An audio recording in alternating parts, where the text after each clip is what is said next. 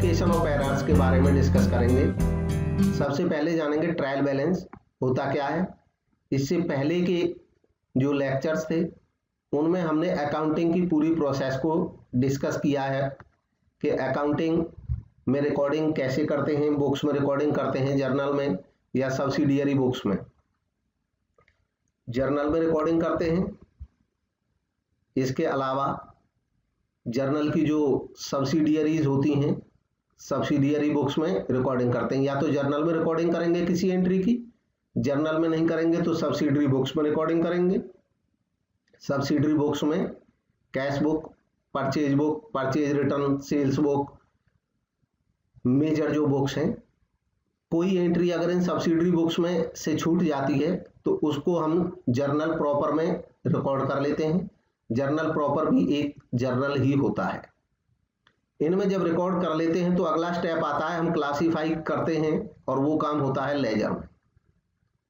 Laser में हम classify करने के बाद, सारी ट्रांजैक्शंस को रिकॉर्ड करने के बाद, इसके बाद अब हमारे को ये चेक करना होता है कि लेजर तक हमने जो काम किया है क्या इसमें कोई मैथमेटिकल एरर तो नहीं रह गई है, क्या कोई ट्रांजैक्शन छूट तो नहीं गई है, whether something hasn't been omitted to be recorded from the books, or is there any mathematical inaccuracy, whether some problem in totaling or casting.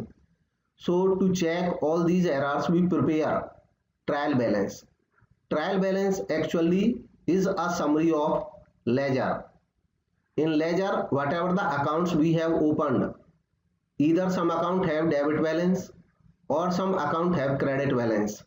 Now this is the time to check our double entry system that whether all the debit equals to all credits, means हमने जितने भी debit account बनाए क्या वो हमारे बनाए गए credit accounts के टोटल के बराबर हैं। इस काम को हम चेक करते हैं ट्रायल बैलेंस बना करके। ट्रायल बैलेंस हमारी डबल एंट्री सिस्टम का कोई पार्ट नहीं है, बल्कि ये एक वर्किंग पेपर है। मतलब एक हमारा कैलकुलेशन सीट होता है जिसमें हम चेक करके देख लेते हैं, रीलुक करते हैं कि हमने जो जितने भी सारे लेजर बनाए, लेजर में सैकड़ों अकाउंट होते हैं, हजारों पेपर हो सकते हैं, तो बार बार उन पेपर्स को पलटने की जरूरत ना पड़े, हमको एक सीट पे लिखे दिख जाएं सारे अकाउंट्स के बैलेंस। इस मकसद से बनाया जाता है ट्रायल बैलेंस। ट्रायल बैलेंस बनाने के जो ऑब्जेक्टिव्स होते हैं, मेजर ऑब्जेक्टिव यही होता है टू एसर्टेन अरिथमेटिकल एक्यूरेसी। इसके अलावा लोकेटिंग एरर्स, कुछ एरर भी इससे पता चल जाती हैं, हालांकि कुछ एरर ऐसी हैं जो इससे पता नहीं भी चलती हैं। इसके अलावा ये हेल्प करता है हमको प्रिपेयर करने में फाइनेंशियल स्टेटमेंट्स को। एक बार अगर हमने ट्रायल बैलेंस बना लिया तो जब हम फाइनेंशियल स्टेटमेंट बनाएंगे, प्रॉफिट एंड लॉस अकाउंट और बैलेंस शीट, तो उस समय हमें बार बार लेजर खोल करके नहीं देखना होगा अलग अलग अकाउंट्स के बैलेंसेस के लिए। हम केवल ट्रायल बैलेंस में जो फाइनल बैलेंस लिखे हुए हैं सभी लेजर अकाउंट्स के, उनको देखेंगे और उनसे हम अपनी रिकॉर्डिंग कर लेंगे। ट्रायल बैलेंस में हमारे पास जितने भी अकाउंट्स होंगे उनमें से मेनली दो तरह के अकाउंट होते हैं। हमने देखा था उस समय कि एक अकाउंट ऐसे होते हैं जो परमानेंट नेचर के होते हैं, मतलब जिनके कुछ परमानेंट बैलेंस होते हैं, यानी कि एसेट और लायबिलिटी। ऐसे अकाउंट तो चले जाते हैं बैलेंस शीट में, और ऐसे अकाउंट कुछ होते हैं इसमें जो लिखे रहते हैं जिनके परमानेंट बैलेंस नहीं रहते हैं। वो या तो रेवेन्यू होते हैं या वो कोई एक्सपेंस होते हैं, यानी कि नॉमिनल नेचर जिनकी होती है। ऐसे अकाउंट सारे के सारे क्लोज हो जाते हैं trading and profit and loss account में जाकर के। Preparation of trial balance, trial balance बनाते कैसे हैं? तो ट्रायल बैलेंस बनाने के तीन तरीके हैं, total method, balance method, total cum balance method. ये बहुत ज़्यादा टेक्निकल नहीं है, बहुत आसान है इनको बनाना। केवल एग्जाम के मकसद से हमें पता रहना चाहिए, कभी पूछ लिया जाए कि तीन मेथड होते हैं। ये तीन मेथड होते क्या हैं? इस ये डायग्राम जो मैंने बनाया इससे आसानी से दिख जाएगा। टोटल मेथड ये कहता है कि ट्रायल बैलेंस में यहाँ पे नेम ऑफ अकाउंट लिख लो, लेजर फॉलियो यानी कि लेजर के किस पेज पे बैलेंस था जिसको हम यहाँ पे दिखा रहे हैं, और डेबिट टोटल और क्रेडिट टोटल। इसको इस तरीके से बनाया जाता है कुछ कि जैसे मान लीजिए हमारे लेजर में जो कैश अकाउंट है वो इस तरीके से बना हुआ, मैं एक जरा केवल छोटा सा फॉर्मेट यहाँ पे बनाऊंगा टी शेप का। मान लो कैश बुक में कुछ ट्रांजैक्शन इधर लिखी हुई हैं और कुछ हमारे कैश बुक में या कैश अकाउंट का हो ये लिखी हुई हैं। इस तरह कैश अकाउंट का इधर का जो टोटल है वो 10,000 है और मान लो इधर का जो टोटल है वो 8,000 है।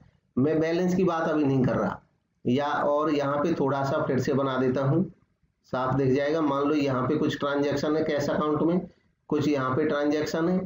मैंने देखा कि ये जो ट्रांजैक्शन है मेरी, इसमें जो डेबिट साइड है इसका टोटल 10,000 है और जो क्रेडिट साइड है इसका टोटल 10,000 है। अभी मैं बैलेंस की बात नहीं कर रहा, टोटल मेथड में बैलेंस नहीं देखा जाता। तो मैं यहाँ पे लिखूंगा कैश अकाउंट, और कैश अकाउंट यहाँ पे लिखने के बाद सभी अकाउंट्स के नाम यहाँ पे आ जाएंगे, कैश, बैंक, वेजेज, जो भी अकाउंट्स होंगे सब लिखते चले जाएंगे।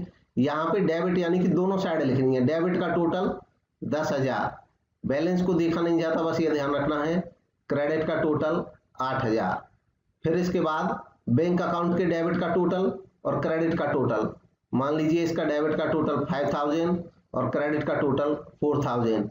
तो टोटल केवल आते चले जाते हैं। मान लो वेजेज के केवल डेबिट साइड में, अब जैसे वेजेज अकाउंट है तो वेजेज के तो क्रेडिट में कुछ मिलेगा ही नहीं, इसके तो केवल डेबिट में ही रहता है। ये नॉमिनल अकाउंट है, खर्चा रहता है, एक्सपेंस रहता है, इसके डेबिट में ही केवल लिखा मिलेगा कि टू कैश अकाउंट, हमने कैश में कुछ वेजेज दिए 500 के, क्रेडिट में कुछ है ही नहीं, तो इसलिए क्या करेंगे इसके केवल डेबिट में ही आ जाएगा 500। ये आप एक दफा रीलुक करेंगे, मैंने जो पीडीएफ शेयर की थी, या वो एक दफा जरूर पढ़ लें, बस क्लियर हो जाएगा ये। इस तरीके से सारे टोटल्स को लिखने के बाद सारे अकाउंट्स के उन टोटल्स को यहाँ पे लिख देते हैं। अल्टीमेट डेबिट का टोटल और क्रेडिट का टोटल ये बराबर आना चाहिए, बराबर आ जाएगा तो इसका मतलब हमारा ट्रायल बैलेंस सही है। और ये केवल एक इस बात का संकेत है कि शायद कोई मैथमेटिकल एरर नहीं बची है। इसके बाद बैलेंस मेथड, ज्यादातर जो यूज किया जाता है वो बैलेंस मेथड ही यूज किया जाता है। This is the most usually method in by the accountants in accounting process.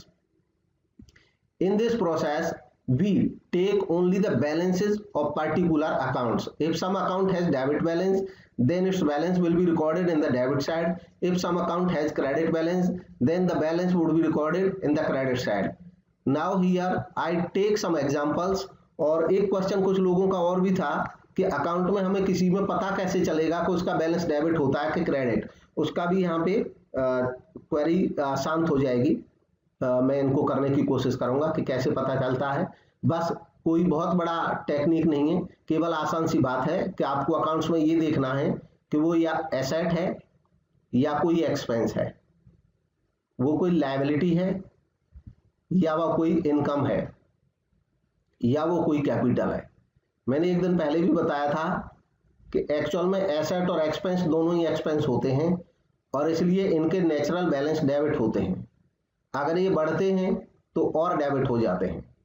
ठीक वैसे ही ये जो तीन अकाउंट होते हैं, लायबिलिटीज, इनकम और कैपिटल, आपको बस ये देख लेना है, आपको जब कंफ्यूजन हो कि इस पर्टिकुलर आइटम का बैलेंस डेबिट रहता है कि क्रेडिट, बस ये चेक कर लेना है इन 5 चीजों में से, क्या ये लायबिलिटी है, क्या ये इनकम है, क्या ये कैपिटल है। अगर ऐसा है तो इनका जो बैलेंस है वो हमेशा क्रेडिट होगा। अब ट्रायल बैलेंस में यहाँ पे बैलेंस मेथड में क्या करते हैं, कैश अकाउंट, कैश का बैलेंस हमेशा डेबिट ही होता है क्योंकि कैश एक एसेट है। तो मान लो जितना भी बैलेंस है 10,000 यहाँ पे आ जाएगा। इसके बाद मान लीजिए बैंक, बैंक का बैलेंस डेबिट भी हो सकता है, क्रेडिट भी हो सकता है। अब डेबिट कब हो सकता है, जब बैंक एसेट है। बैंक एसेट का मतलब है कि जब जो मेरा पैसा है वो मेरे बैंक में जमा है, तो इसका मतलब मेरा पैसा बैंक में जितना रुपया जमा है, मान लो 2,000 जमा है, तो वो मेरी एसेट है, इसलिए बैंक में एसेट साइड में लिख देता हूँ, डेबिट साइड में। लेकिन अगर बैंक से मैंने उधार ले रखा है यानी कि ओवरड्राफ्ट कर रखा है तो ये क्रेडिट बैलेंस भी हो सकता है। या यूं कहें कि अगर बैंक लोन है, आपने बैंक से लोन ले रखा है, तो इसका मतलब वो आपकी लायबिलिटी है और इसलिए उसका क्रेडिट बैलेंस हो जाएगा। तो इस तरीके से क्रेडिट साइड में चला जाएगा। आप लेजर में चेक करते रहेंगे कि डेबिट बैलेंस है, क्रेडिट बैलेंस है, अकॉर्डिंगली यहाँ पे रिकॉर्ड करते रहेंगे। इसके अलावा अगर कोई एक्सपेंस है जैसे सैलरी है तो जो एक्सपेंस होते हैं उन सभी का डेबिट बैलेंस होता है, तो ये यहाँ पे आ जाएगा। ऐसे ही मान लो सेल्स है तो जो सेल रहती है वो इनकम है, और सेल्स चूंकि इनकम है इसलिए क्रेडिट साइड में आ जाएगी जितनी भी सेल होगी। इससे रिलेटेड एक एमसीक्यू था, उसको मैं यहाँ पे क्लियर करने की कोशिश करूंगा, जरा ध्यान देंगे। तो ये तो सभी को पता चल ही गया होगा कि डेबिट और क्रेडिट हमें कैसे पता चलता है, केवल बैलेंस लिखते चले जाते हैं, अल्टीमेटली हम ट्रायल बैलेंस का टोटल कर लेते हैं। तो इस तरीके से केवल बैलेंसेस को यहाँ पे लिख लेंगे और लास्ट में टोटल कर देंगे, दोनों साइड ये बराबर आनी चाहिए। नेक्स्ट देखेंगे total cum balance method. Total cum balance method ये मिक्स है दोनों मेथड्स का। इसमें क्या करते हैं, हम यहाँ पे नाम अकाउंट का लिखते हैं, उस अकाउंट की डेबिट साइड का टोटल यहाँ पे आ जाता है, उसी अकाउंट के क्रेडिट साइड का टोटल यहाँ पे आ जाता है, और बैलेंस साइड में ये जो दो कॉलम है ये बैलेंस मेथड वाले हैं यहाँ पे, मतलब टोटल 4 कॉलम यहाँ पे रख देते हैं ट्रायल बैलेंस में।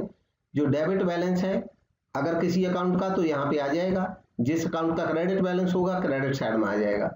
इस तरीके से हम इसको पूरा कर देते हैं, हर अकाउंट के डेबिट और क्रेडिट बैलेंस यहाँ पे आ जाते हैं। बस ये मेथड है, इनको बहुत ज्यादा डिटेल में इनके जाने की जरूरत नहीं है, ये सब नहीं पूछे जाते हैं, केवल 3 होते हैं, उनमें क्या रिकॉर्ड होता है ऐसे एमसीक्यू कभी पूछ लिए जाते हैं कि टोटल कम बैलेंस मेथड में कौन कौन से कॉलम बनते हैं, तो वो उसके लिए मैंने केवल बता दिया है, एक दफे इनको गो थ्रू कर लेंगे बाद में पीडीएफ से।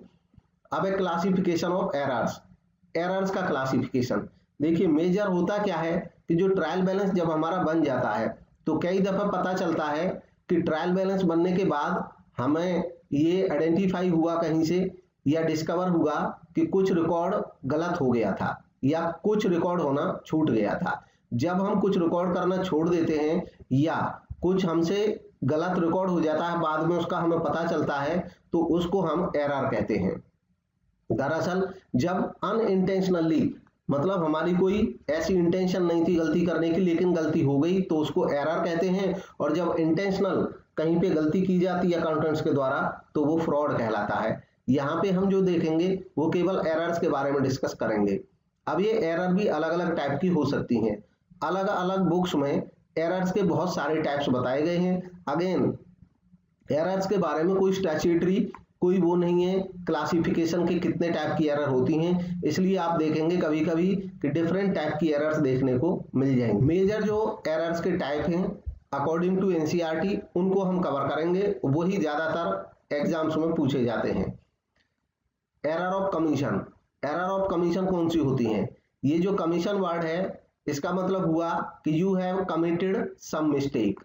Errors committed due to wrong posting of transaction, कुछ गलत पोस्ट कर दिया लेजर में, रॉन्ग टोटलिंग, टोटल गलत कर दिया, रॉन्ग बैलेंसिंग, बैलेंस गलत निकल गया कहीं पे, wrong casting of the subsidiary book, किसी सब्सिडरी बुक का जब टोटल किया कास्ट किया तो गलत कर दिया, परचेज बुक का या कैश बुक का, रॉन्ग रिकॉर्डिंग, या आपने रिकॉर्ड गलत कर लिया, चाहे वो प्राइमरी बुक्स में किया हो, चाहे जर्नल में किया हो, चाहे सब्सिडरी बुक्स में किया हो। ये सारी जो गलतियां होती हैं इनको हम एरर्स ऑफ कमीशन कहते हैं। इस जैसे कि मान लो मुझे रिकॉर्ड करना था मोहन से खरीदा सामान 10,000 का, मैंने गलती से मोहन से खरीदा हुआ सामान 8,000 का लिख दिया।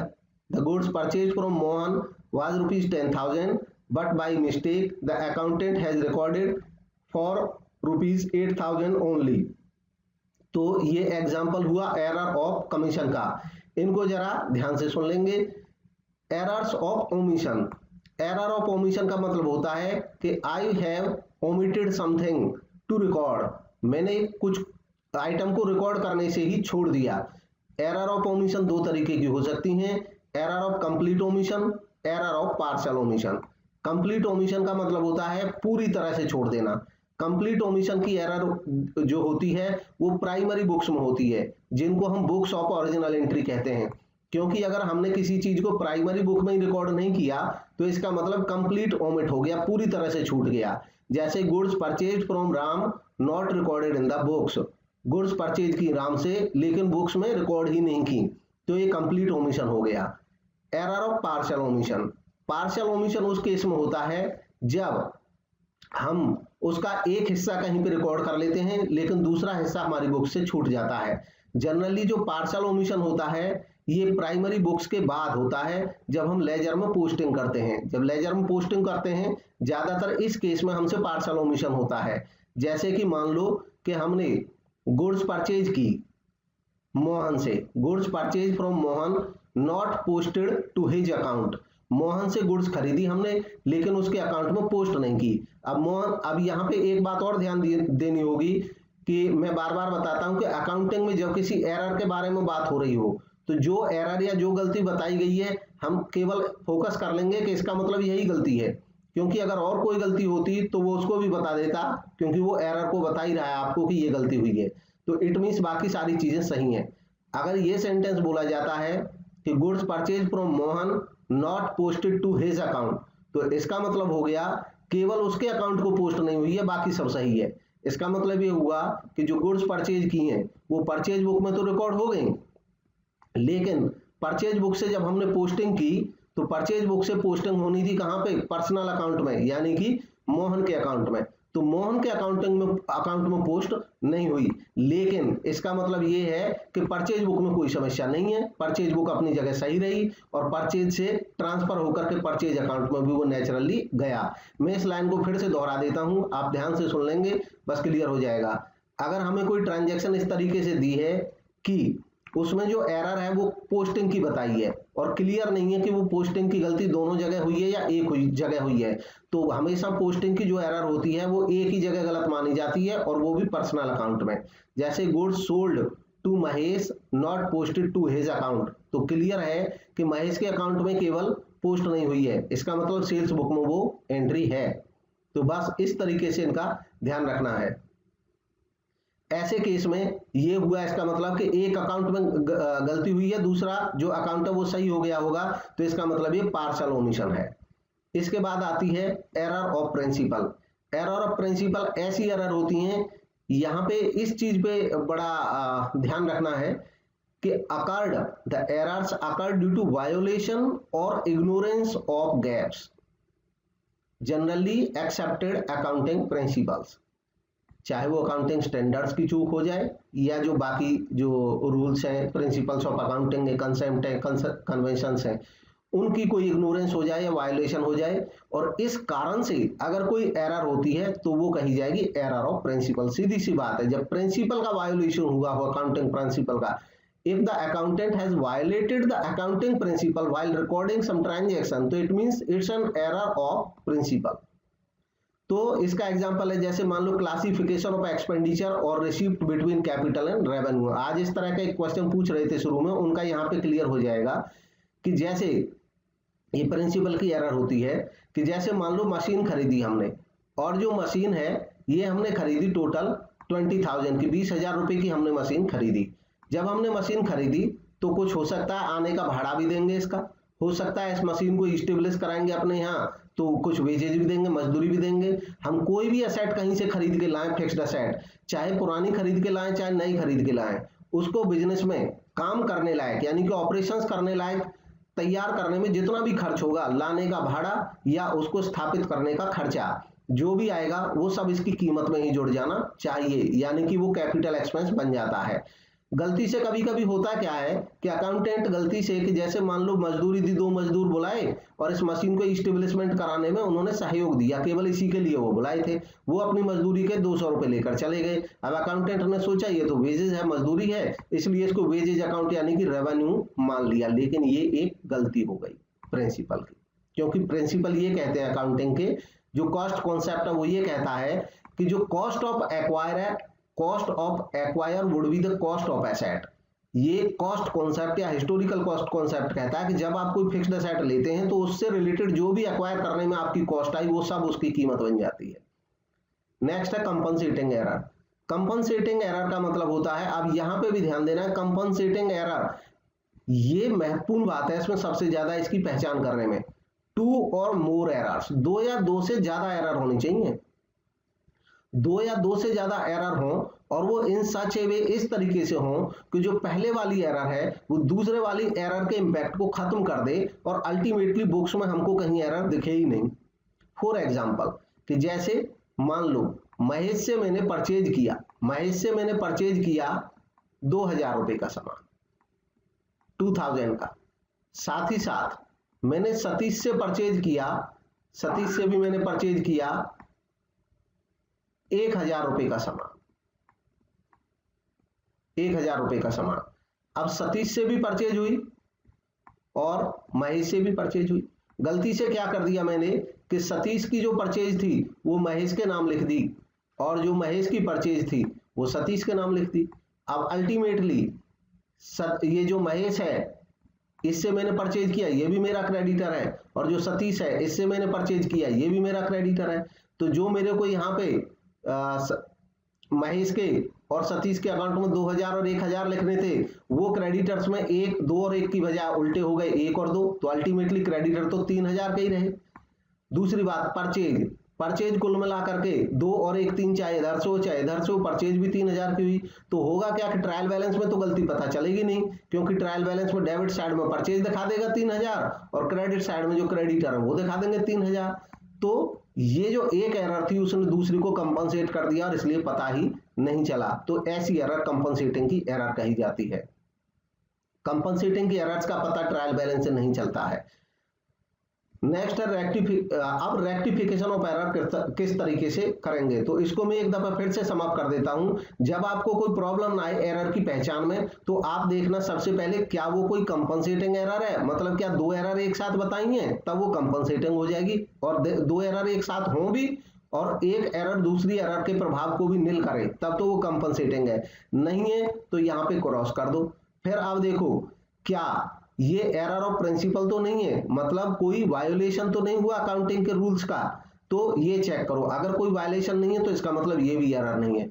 फिर देखो क्या हमसे कुछ छूट तो नहीं गया, ओमिट तो नहीं हो गया।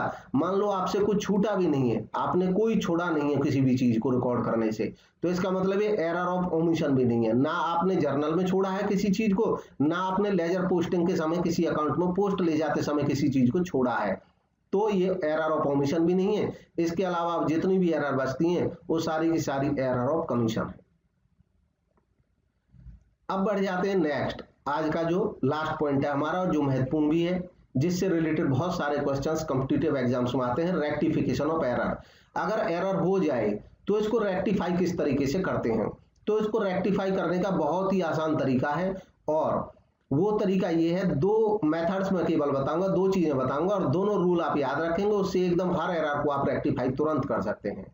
पहली error which do not affect the trial balance. आपको केवल ये ढूंढना है ऐसी एरर जो ट्रायल बैलेंस को अफेक्ट नहीं करती हो, ऐसी एरर जिसने ट्रायल बैलेंस को प्रभावित नहीं किया हो। तो ऐसी कौन सी एरर होती हैं जो ट्रायल बैलेंस को प्रभावित नहीं करती हैं। अभी हमने एक तो डिस्कस किया था कि जो कंपनसेटरी एरर है, एक तो वो नहीं करती हैं प्रभावित, दूसरी जो एरर ऑफ प्रिंसिपल रहती हैं सैद्धांतिक त्रुटियां वो भी प्रभावित नहीं करती हैं, और तीसरे अन्य कोई भी ऐसी एरर रह जाए जैसे कंप्लीट ओमिशन है, पूरी तरह छूट गया, अगर कंप्लीट ओमिट हो गया कुछ तो भी वो ट्रायल बैलेंस को प्रभावित नहीं करेगा, क्योंकि जब वो पूरी तरह छोड़ ही गया तो ना डेबिट में रहा ना क्रेडिट में रहा। इसके अलावा अगर एरर ऑफ कमीशन में भी कोई ऐसी एरर है कि वो मतलब वो फिर अब पर्टिकुलर एरर आपको पहचान करा देगी इस बात की क्या उसने ट्रायल बैलेंस को प्रभावित किया नहीं किया। तो अगर ऐसी एरर है तो उसको करेक्ट कैसे करेंगे, उसको करेक्ट करने का बड़ा ही आसान तरीका है, जर्नल एंट्री हम बनाएंगे, क्योंकि ऐसी एरर जो ट्रायल बैलेंस को प्रभावित नहीं करती है वो 2 साइडेड एरर कही जाती है, क्योंकि उसने 2 अकाउंट को प्रभावित किया है। तो जो दोनों अकाउंट हैं उनको हम करेक्ट कर देंगे और रेक्टिफिकेशन एंट्री हो जाएगी। मैं यहाँ पे एक एरर का एग्जांपल बताता हूँ कैसे होती हैं ऐसी एरर। जैसे मान लो ये एक ट्रायल बैलेंस हमें दिया हुआ है, ये गिवन है ट्रायल बैलेंस ऑलरेडी। जिन्होंने ट्रायल बैलेंस बनाने में कुछ कंफ्यूजन रही होगी यहाँ पे देख लें, वो क्लियर भी हो जाएगा। अब ट्रायल बैलेंस क्योंकि यूजुअल जो होता है वो केवल बैलेंस मेथड से बनाया जाता है ट्रायल बैलेंस, तो बैलेंस मेथड वाला मैंने रखा है केवल। डेबिट बैलेंस है तो क्रेडिट, कैश का डेबिट बैलेंस होता है, स्टॉक का डेबिट होता है, कैपिटल का क्रेडिट होता है, मशीन का डेबिट होता है, परचेज का डेबिट होता है, क्रेडिटर्स का क्रेडिट होता है, वेजेज का डेबिट होता है। ये सारे बैलेंसेस मिलकर के 28,000 हो गए। तो हमने कहा साहब ट्रायल बैलेंस तो एकदम बढ़िया बन गया, कोई एरर नहीं बची, क्योंकि दोनों जो साइड्स हैं वो तो मिल गई। तो एक बात सही है कि कोई एरर मतलब अकाउंटिंग की, कोई कैलकुलेशन की, कोई कास्टिंग की हमसे एरर नहीं हुई है, बट ध्यान रखें ट्रायल बैलेंस टैली कर जाना is not the conclusive proof of the accounting, कि हमारी अकाउंटिंग करेक्ट है, इस बात का ये कोई कॉन्क्लूसिव प्रूफ नहीं है। Still some errors may be, अभी भी कुछ एरर रह सकती हैं, जिनकी हम भी बात कर रहे थे कि कुछ एरर ऐसी होती हैं जो ट्रायल बैलेंस को अफेक्ट नहीं करती हैं, प्रभावित। जैसे एक एरर, हमने ट्रायल बैलेंस बना भी दिया, बन गया, अब बात में पता चली दरअसल जो क्वेश्चन आपके पास एग्जाम में आएगा एमसीक्यू, वो यहां से स्टार्ट होता है हमेशा, यानी कि ट्रायल बैलेंस के बाद का बताया होगा आपको केस में, ये आपको ढूंढने की जरूरत ही नहीं पड़ेगी, आप हमेशा ये मानकर चलोगे कि ट्रायल बैलेंस के बाद की ही बात हो रही है जब भी किसी कॉम्पिटिटिव एग्जाम में ऐसा कोई क्वेश्चन एमसीक्यू में आता है।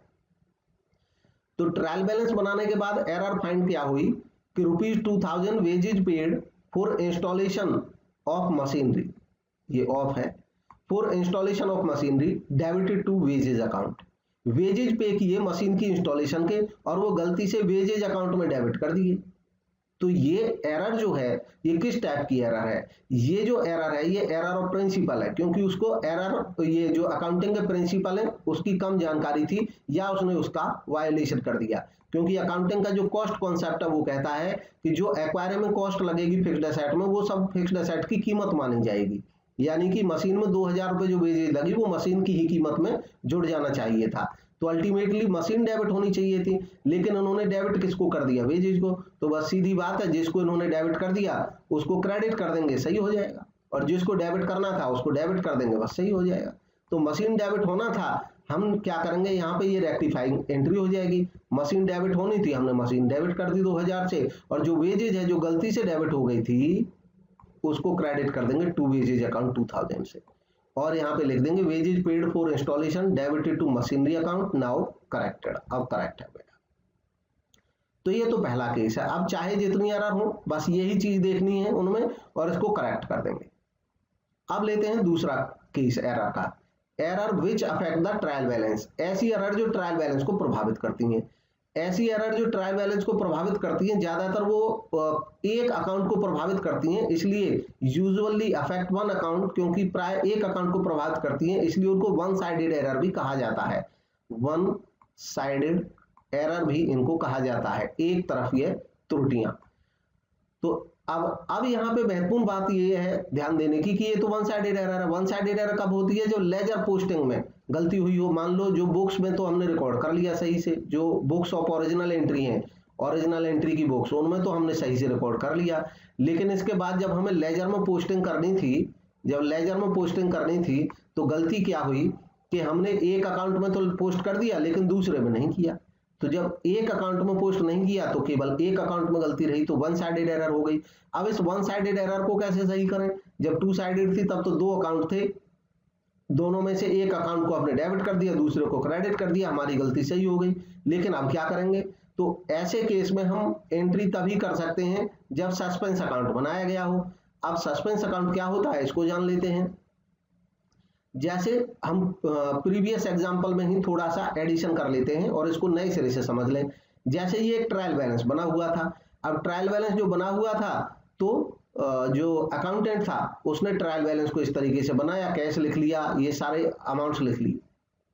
अब यहाँ पे ये जो आइटम है हुआ क्या कि उन्होंने इसको टोटल किया, इन सबको डेबिट वाले आइटम्स को, 29 आ गए, और 17 और 11 ये दोनों आइटम इसने लिया। इसको अभी नहीं देखें, इसको मैं बताऊंगा, इसको सोचें कि नहीं है अभी। क्रेडिट साइड में देखा कैपिटल और ये लिखा हुआ है तो 28,000 ही टोटल है। अब ये परेशान हो गया। कई दफे ऐसा होता है कि हमें सामने ही जो मिस्टेक है वो दिखती नहीं है, तो अकाउंटेंट ने बार बार टोटल करे, वो देखे हाँ यार 29 आ रहा है, इधर 28 ही आ रहा है। फिर इसने अकाउंट्स को ढूंढा, कहीं नहीं मिल रहा, कोई कारण नहीं मिल रहा, सारा रीटोटल कर लिया, चेक कर लिया। जब कुछ भी नहीं होता है तो अल्टीमेटली, क्योंकि अकाउंटेंट को फाइनल डेट पे बुक्स क्लोज करके आगे बढ़ना है, मतलब ट्रायल बैलेंस के बाद उसको P&L बनाना और बैलेंस शीट बनाना है। अब किसी कारण से जब कुछ नहीं मिलता तो वो क्या करता है कि जो साइड कम होती है, जैसे क्रेडिट वाली साइड कम है, ये 28 है, इसने कहा चलो 1000 इधर लिख देते हैं और इसको हम सस्पेंस में डाल देते हैं। सस्पेंस यानी कि उचंती, हिंदी में बोलते हैं उचंती। सस्पेंस मतलब हम डाउट में रखते हैं इस चीज को कि भाई 1000 कहीं से कम पड़ रही थी क्रेडिट साइड, और इसलिए क्रेडिट साइड में जो साइड कम पड़ती है उसमें लिख देते हैं। तो ये सस्पेंस अकाउंट का क्रेडिट बैलेंस हो गया 1000 से। हमने क्रेडिट में सस्पेंस अकाउंट रख दिया 1000 के भी, ये 1000 क्रेडिट साइड में कुछ ना कुछ जरूर है जो कि अभी मिल नहीं रहा है, तो उसके लिए हमने सस्पेंस एक अकाउंट यहाँ पे ओपन कर दिया। अब इस एंट्री को बाद में मान लो पता चला हमें ये एरर जो थी वो मिल गई। सस्पेंस अकाउंट इस तरीके से बनता है। ये बनता कब है अभी मैंने बता दिया, जब ट्रायल बैलेंस टैली नहीं करता है तो जो शॉर्टर साइड होती है उसमें सस्पेंस अकाउंट रख दिया जाता है, जैसे अभी रखा। अगर इसको लेजर अकाउंट में देखेंगे तो सस्पेंस अकाउंट में क्योंकि क्रेडिट में रखा तो क्रेडिट साइड में ये लिख भी जाता है यहाँ पे, और लिख देते हैं बाय डिफरेंस एज पर ट्रायल बैलेंस। अब यही सस्पेंस का मान लो अगर डेबिट साइड में होती कमी, डेबिट साइड कम पड़ रही होती तो डेबिट से शुरू कर देते। ऐसा करके ये हमारी बुक्स में बना रहेगा और ये suspense account credit balance 1000 show करता रहेगा, और ये तब तक शो करता रहेगा 1000 क्रेडिट बैलेंस जब तक हमको वो जो एरर है वो मिल नहीं जाएगी, तब तक ये हमारी बुक्स में दिखेगा। अच्छा, फाइनली हुआ क्या, बाद में देखते देखते अकाउंटेंट को मिल गया। बाद में पता चला कि गुड्स परचेज की थी मोहन से कोई गुड्स परचेज की थी 1000 की, not posted to his account, उसके अकाउंट में पोस्ट नहीं की, मतलब जो गुड्स खरीदी थी। अब जैसा कि मैं बता रहा था हमेशा ये मान के चलेंगे, इन्होंने कहा not posted to his account, उसके अकाउंट में पोस्ट नहीं हुई, इसका मतलब केवल इसी के अकाउंट में पोस्ट नहीं हुई है, बाकी अकाउंट सही है, मतलब जो परचेज अकाउंट है वो अपनी जगह सही है। एक और महत्वपूर्ण पॉइंट यहां पे बताऊंगा, कई दफे क्वेश्चन में केवल इतना रहता है goods purchase from Mohan for ₹1000 not posted, ये भी नहीं लिखा रहता नॉट हिज अकाउंट, खाली लिख देता नॉट पोस्टेड। ऐसे केस में आपको अज्यूम करना है कि इसका मतलब रिकॉर्डिंग में कोई गलती नहीं है, क्योंकि उसने वर्ड पोस्टिंग यूज किया है। जब रिकॉर्डिंग में कोई गलती नहीं है इसका मतलब वो परचेज बुक में रिकॉर्ड हो गया है, जब परचेज बुक में रिकॉर्ड हो गया इसका मतलब वो परचेज अकाउंट में चला गया है। तो अगर वो मोहन का नहीं भी बताता तब भी हम पोस्टिंग की एरर को जब तक क्लियर नहीं होता तब तक हम इसको एक ही अकाउंट में, यानी कि पर्सनल अकाउंट में, उस पर्सन के अकाउंट में एरर मानेंगे। खैर चलिए आगे बढ़ते हैं। ये मोहन के अकाउंट में नहीं हुआ पोस्ट, तो अब इसको पता चल गया कि ये मोहन के अकाउंट में पोस्ट नहीं हुआ है, तो इसको गलती मिल गई। अब ये क्या करेगा कि मोहन के अकाउंट, क्योंकि सामान तो मोहन से खरीदा था तो मोहन क्रेडिटर था, तो अल्टीमेटली मोहन को क्रेडिट करना है, तो मोहन को हम क्रेडिट करेंगे 1000 से, और जो सस्पेंस हमने मजबूरी में क्रेडिट रख दिया था 1000 से, अब उस सस्पेंस को डेबिट कर देंगे 1000 से, और ऐसा करके सस्पेंस हमारी बुक से खत्म हो जाएगा और मोहन हमारा क्रेडिटर फिर से 1000 से बन जाएगा। और अगर हम फेयर करके ट्रायल बैलेंस फिर से बनाएंगे तो वो ट्रायल बैलेंस अब हमारा इस तरह हो जाएगा, यहाँ पे सस्पेंस की जगह जब नया ट्रायल बैलेंस अगर हम बनाएंगे तो ये बन जाएगा, मोहन का नाम आ जाएगा, मोहन हमारा क्रेडिटर हो गया और क्रेडिटर यहाँ पे 1000 आ जाएगा, सस्पेंस ऑटोमेटिकली यहाँ से हट जाएगा। अब मैं ज्यादा इसको यहाँ पे इसलिए नहीं बताऊंगा क्योंकि अगर ये ट्रायल बैलेंस से अभी हमने फाइनल अकाउंट बनाने बचे हुए हैं, उससे पहले ही मिल गया तब तो ट्रायल बैलेंस में रख देंगे, लेकिन अल्टीमेटली इसका ट्रीटमेंट अलग होता है फिर, तो वो है नहीं यहाँ अभी इस टॉपिक में, इसलिए उस पर डिस्कस नहीं करेंगे। जब सारे अकाउंट क्लोज हो जाते हैं तब अगर एरर का पता चले। खैर, सस्पेंस को क्लोज कैसे करते हैं ये हमने देख लिया, सस्पेंस अकाउंट बना करके कैसे क्लोज करेंगे ये भी देख लें। सस्पेंस जब हमें मिला था 1000 का तो हमने यहाँ रख दिया था बाय डिफरेंस एज पर ट्रायल बैलेंस 1000। अब जब हमने मोहन के अकाउंट में एंट्री कर दी तो उसकी लेजर पोस्टिंग यहाँ आ जाती है टू मोहन अकाउंट, और ऐसा करके सस्पेंस हमारा क्लोज हो गया, कोई बैलेंस नहीं बचा सस्पेंस में। इसका मतलब सारी जो एरर थी वो मिल गई है। इसमें एक एरर का हमने एग्जांपल दिया था, लेकिन ऐसी सैकड़ों एरर हो सकती हैं, और वो सस्पेंस अकाउंट को जब सारी एरर मिल जाएंगी तो ऑटोमेटिकली ये सस्पेंस अकाउंट क्लोज हो जाएगा। अब रेक्टिफिकेशन ऑफ एरर करते समय इन चीजों का ख्याल करेंगे, मैंने यहाँ पे ये लिख दी हैं, इनको आप पॉज करके देख लेंगे या आपको बाद में मिल जाएगा, ये उसको इनको आप पढ़ लेंगे। ये काफी महत्वपूर्ण चीजें हैं जो हमें रेक्टिफिकेशन करने में मदद करती हैं।